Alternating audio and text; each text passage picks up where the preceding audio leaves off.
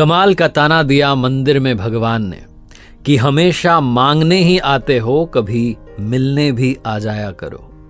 नमस्ते दोस्तों, मैं हूं आरजे कार्तिक। एक बड़ी छोटी सी कहानी एक सेठ जी की।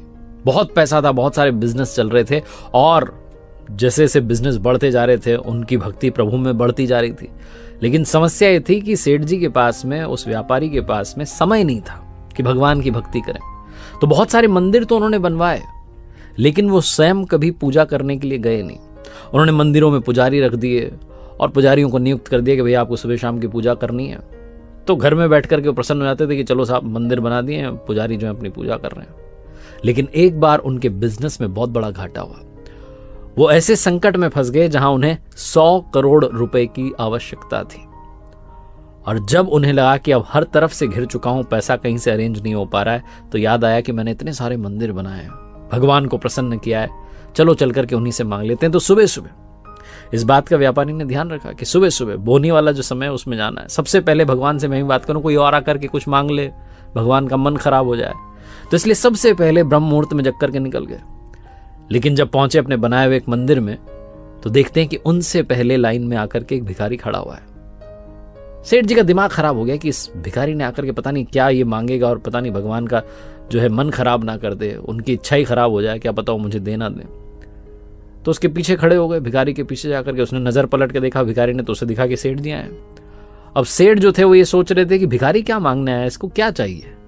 और भिखारी ये सोच रहा था कि सेठ जी भी यहां मांगने के लिए आए हुए, सेठ जी को अब क्या चाहिए, इतना सब कुछ मिल गया।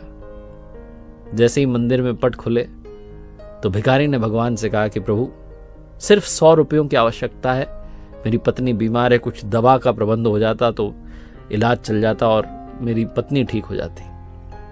और वो बोले जा रहा था, भगवान बस 100 रुपये, बस 100 रुपये मुझे आज दिन भर में मिल जाए, ऐसी कृपा कर देना कि 100 रुपये शाम तक इकट्ठे हो जाए। सेठ जी का दिमाग खराब हो गया। उन्होंने कहा हट ही नहीं रहा, अपनी प्रार्थना चली जा रही है। बिना देरी के अपनी जेब में से 100 का नोट निकाला और उस भिखारी के हाथ में रखा, कहा जाओ जाओ जाओ, दे दिए 100 रुपये, चलो निकलो भी यहां से, मुझे बात करने दो। भिखारी बड़ा खुश हुआ, भगवान को ढोक देकर के प्रणाम करके धोख लगा के निकल लिया कि वाह, आपने तो सुबह सुबह ही काम कर दिया। अब बारी थी सेठ जी की। सेठ जी हाथ जोड़ के खड़े होकर कहने लगे, प्रभु उस भिखारी को तो मैंने भगा दिया 100 रुपये देकर के, अब मेरी बात सुन लो, मुझे 100 रुपये नहीं 100 करोड़ रुपए चाहिए। कहीं से भी उसका इंतजाम करवा दो प्रभु, बस मुझ पर कृपा बरसा दो। बोले जा रहे थे बार बार।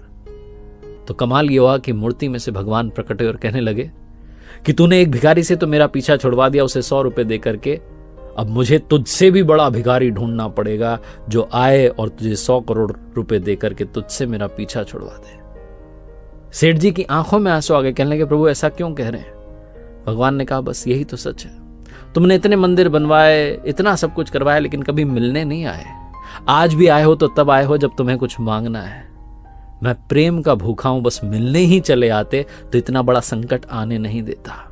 बहुत छोटी सी कहानी जिसका सार ये समझाता है कि जहां बहुत ज्यादा मांगा जाता है वहां प्यार खत्म हो जाता है, प्रेम समाप्त हो जाता है। इसलिए मांगना बंद कीजिए।